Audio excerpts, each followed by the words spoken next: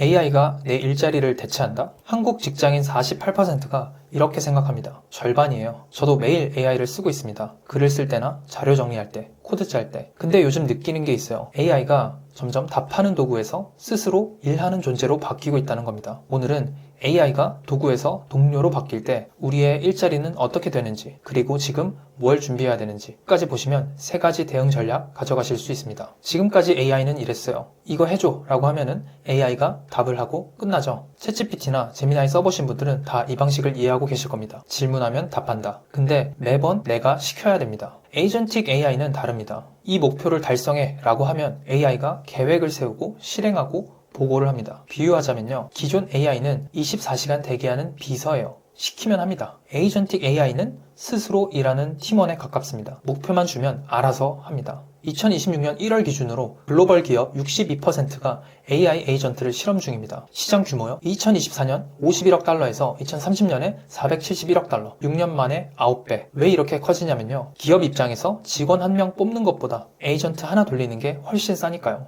올해 2월 오픈AI CEO 샘 얼트먼이 이렇게 말했어요. AI 에이전트가 가상 동료처럼 느껴질 것이다. 동료라는 게 뭘까요? 자, 첫 번째 변화입니다. 도구는 시키면 합니다. 동료는 같이 일합니다. 지금 오픈AI 오퍼레이터는요. 식당 예약하고 일정 조율하고 결제까지 합니다. 내가 일일이 안 시켜도요. 두 번째 변화, AI가 혼자해서 팀으로 바뀝니다. 이걸 멀티 에이전트라고 하는데요. 예를 들어 공급망 관리한다고 해볼게요. 예전에는 담당자가 재고 확인하고 발주하고 물류를 조정했죠. 이제는요. 재고 에이전트, 발주 에이전트, 물류 에이전트가 각각 있고 오케스트레이터가 이걸 조율합니다. 수십 개, 수백 개 에이전트가 협업하는 시대 이미 시작됐습니다. 세 번째, 가장 중요한 변화예요. 2026년 AI 업계의 가장 큰 화두가 뭔지 아세요? 에이전시가 인텔리전스를 넘어선다. 무슨 말이냐면요. 예전에 얼마나 똑똑한가가 중요했어요. 모델 크기 경쟁, 벤치마크 점수 경쟁. 이제는 얼마나 잘 실행하는가가 더 중요해졌어요. 똑똑한 것만으로는 부족하다는 이야기입니다. 실행력이 있어야 한다는 이야기예요. 자, 그럼 일자리는요? 직장갑질 119가 올해 1월에 조사한 겁니다. AI가 내 일자리를 대체할 것 같다. 평균 48.2%. 절반이에요. 더 충격적인 건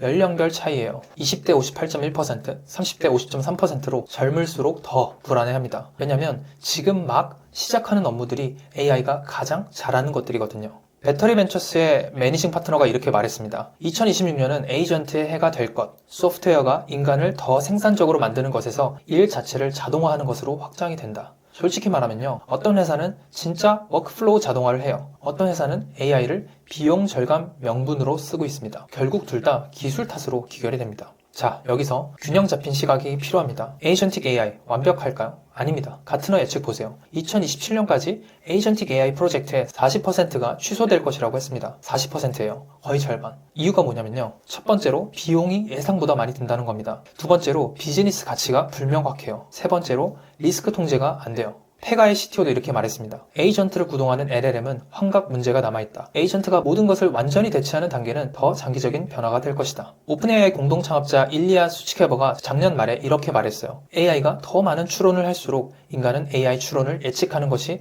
불가능해진다. 이게 무서운 거예요. 투자 분야 에이전트가 단기 수익을 극대화하려다가 장기 리스크를 무시할 수 있어요. 국제금융센터도 권고했어요. 직원을 AI로 전면 대체하지 마라. 왜냐면요. 에이전틱 AI의 판단이 완벽하다고 보장할 수 없다. 사람의 대응 속도보다 결정이 빠르게 일어나야 하므로 중간에 관리자가 제지하는 절차적 장치가 필요하다. 보안도 얘기해야 합니다. 포브스에서 예측한 건데요. 2026년에 최소 한 건의 대형 에이전틱 AI 보안 침해 사고가 발생할 것. 악의적인 웹사이트가 에이전트한테 이상한 짓을 시킬 수 있다는 거죠. 에이전트가 권한을 가지고 있으니까요. 그래서 와스프에서 AI 에이전트 보안 탑 10 위험까지 발표했어요. 자, 그럼 우리는 뭘 해야 될까요? 첫 번째, 대체되지 않는 역량을 키우세요. AI가 잘하는 건 뭐예요? 정형화된 작업, 데이터 처리, 반복 업무. AI가 못하는 건요? 창의성, 새로운 관점, 예상 못한 연결, 판단력, 애매한 상황에서의 결정, 관계, 사람과 사람 사이의 신뢰. 이 3가지에 투자하세요. 두 번째, AI를 직접 써보세요. 재미있는 데이터가 있어요. 레주메 나우 조사인데요. 97%의 직장인이 관리자보다 챗GPT에 먼저 조언을 구한다고 합니다. 77%는 AI 접근권이 사라지면 업무에 지장이 있다고 답했어요. 이미 쓰는 사람은 쓰고 있습니다. 제가 늘 이야기를 하지만 AI는 직접 경험을 해보는 것이 중요합니다. 특히